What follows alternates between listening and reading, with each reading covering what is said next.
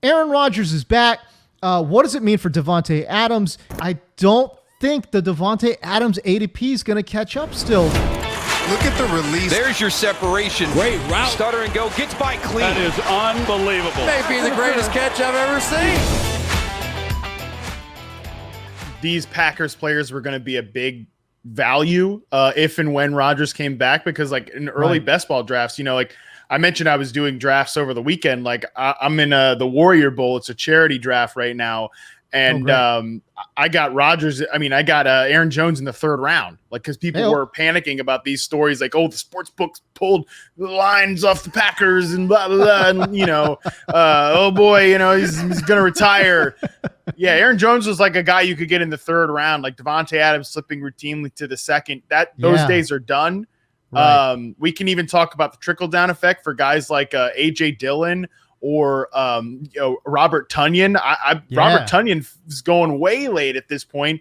He's back into like the top 10 fringe discussion for sure. Davante Adams, I think it's three wide receivers that should be in the first round consideration. Like it's Stephon Diggs, Tyreek Hill, and Davante Adams is right up there. Adams is right back up there in terms of one of the best receivers in fantasy this year and like a clear smash pick. It's funny. Like, I don't think the Davante Adams ADP is going to catch up still. Like, people are so used to taking Tyreek Hill and Stephon Diggs ahead of Davante Adams that there's going to be slow, it's like glacial, like how slow ADPs move this late in the season. It is. Yeah. And I'm telling you, like, I agree with you. Like, if we were talking about Rodgers coming back, there was never this question of will he or won't he.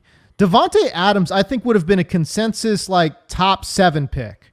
Yeah, like overall. Mm-hmm. I think, like, you take some of the running backs in there, and I think he probably would have been your first wide receiver off the board. That's what he was last year. He was the highest performing wide receiver in fantasy. Why would that not be the case again in 2021? He's in his prime. Rodgers still obviously has not fallen off and loves him. There's really no, and like after the draft too, it's like they didn't draft anybody, like, all due respect to Amari Rodgers, they didn't draft anybody where you're like, oh, well, he's going to steal some looks from command targets. Yeah. Like, no, that's not going to happen. Right. Like, he's still the absolute clear cut favorite target for Rodgers. And he really should be, quite frankly, the first receiver off the board ahead of Tyreek Hill.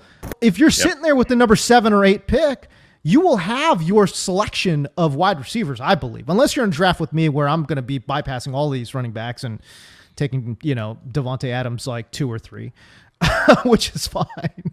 But like in a normal draft, like Adams is going to be there for you, anytime after pick 6, right? And I would say, yeah, he should go there. I agree with you. I think he should be the number 1 wide receiver off the board, just slightly ahead of Tyreek Hill and just slightly ahead of Stephon Diggs. But all 3 are fine players, obviously, but I think the ADPs aren't going to necessarily match up. How many guys do we know that are like 250 pounds and can run a 4.55? Like, this dude is a freak athlete, man. Like, he's built like Brandon Jacobs, but faster. Like, that's a scary proposition. And Matt LaFleur, throughout his entire career, has shown absolutely no interest in a bell cow back. No interest whatsoever. Like, this is a guy that was mixing in with regularity Dion Lewis with Derrick Henry. Like, that's this guy's makeup. That's this guy's DNA. It didn't matter how inefficient Jamal Williams was. He was getting touches. Like AJ Dillon, as you mentioned, with those touches, my God, man, this guy's got standalone value 100%, and the upside is supreme. With Davante Adams, I mean, he is like the ultra rare case. Whenever like the Jalen Reagor truthers are upset about his reception perception profile, they immediately call upon Davante Adams. But like, nobody in the history of reception perception has ever done what Davante Adams did, and that is going from like the worst receiver in football in 2014, 2015 to one of the best ever. He's an ultra rare case. Best ever.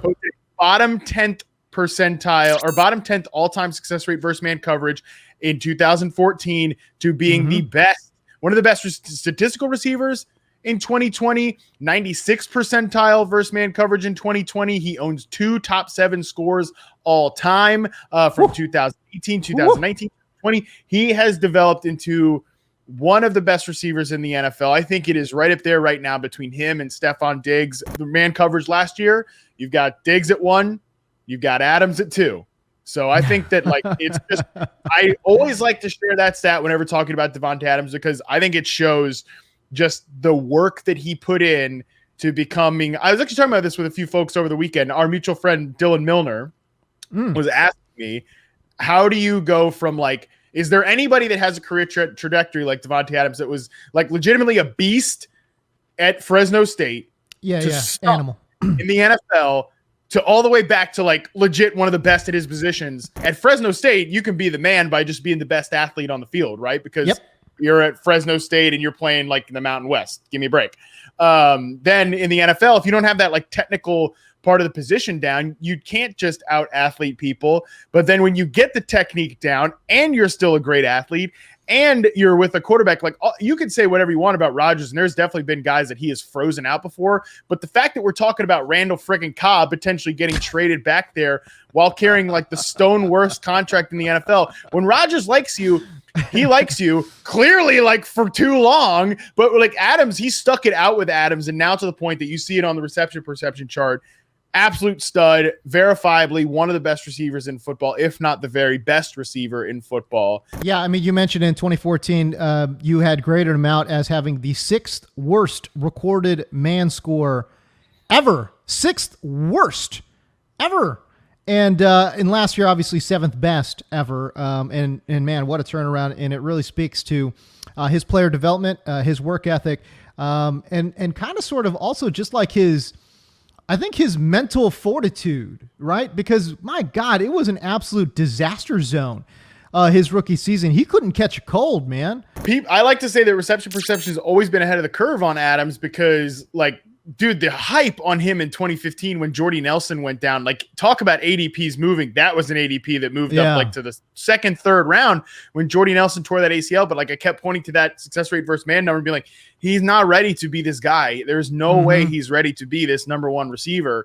And sure enough, he was not. So then after kind of taking that steady climb because then he started showing some progression in 2016 and then 2017, pretty decent year, starting to develop. Right. And then it was 2018 where he exploded with this, the best success rate versus man coverage that year, or second best that year, 99th percentile type of score there. That was when I was okay, 2019, 2020, at some point, he's going to have that season where he shows, all the sheep out there that I got to see it in the production first, that he's going to show him that he's that guy, that he is elite one-of-one type of player. You mentioned Randall Cobb. Trey Wingo had a report out, I think it was a couple days ago, that the Rodgers return, quote-unquote, hinges. I think that was probably a little overstated, but quote-unquote, hinges on Randall Cobb coming back to the Packers. Randall Cobb under contract with the Houston Texans. He's 30 years old. Obviously, his best days are behind him. And he's got a cap number of almost $11 million. You're what? No, Packers, don't do this. Just take Elijah Moore in the first round and be done with it, man. Jesus Christ. I know. Golly, it's so stupid. You take Amari Rodgers, fine, okay, and then now you've got to double down and take on a hideous contract, $11 million for freaking 30-year-old Randall Cobb. What? But it sounds like this legit might happen. The Anthony Miller trade, that I don't know that we need to spend much time on that, other that Anthony Miller does have some good reception perception history, but he might go down as just the one big flame out of a guy who has his type of success rate numbers. There's not many, in terms of 73% success rate in 2019 against man coverage, but it just might not. That might be one of the bigger and only real whiffs at that level for RP if he turns out to never be a player. But yeah, I don't know. We'll see. Well, you never know, I guess. And I mean, he's going to walk into some opportunity here. But yeah, it's because it sounds like this is part of the whole deal that Randall Cobb is going to get traded to the Packers. He's basically just the veteran version of what Amari Rodgers, I guess, could have been for them. Oh, Amari Rodgers can play outside, bruh. Come on, bro. No. Yeah. Nah, dog. I don't know. He can't play outside, bro. Yeah, I don't know about that. And it's like, listen, man, like you've got Davante Adams, but like, hey, listen, you know, say whatever you want about MVS and Allen Lazard, but those guys at least profile as like decent outside guys, flankers, right? Like, you know what I mean? Like Amari Rodgers is not that guy, man. He's just not that guy.